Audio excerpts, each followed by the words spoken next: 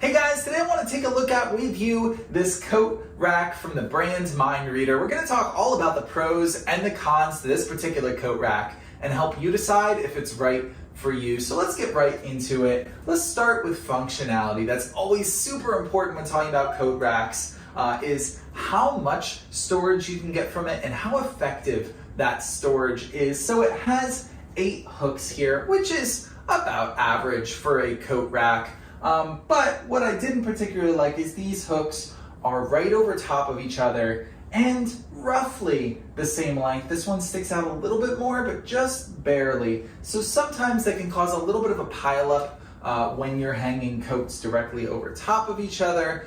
So I didn't love that. It gets the job done, but it doesn't exceed in the functionality department. As far as aesthetics are concerned, this is a very industrial look. It's a very basic look.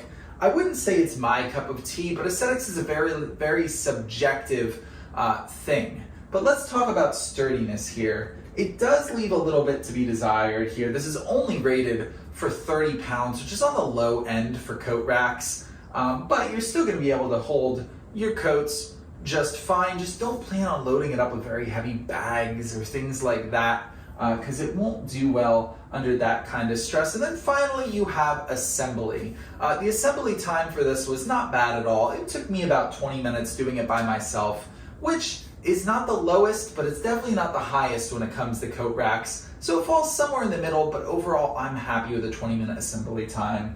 So overall, in my opinion, this isn't my favorite coat rack I've tried, but I definitely think it does have some advantages and is worth considering if you're in the market for a coat rack.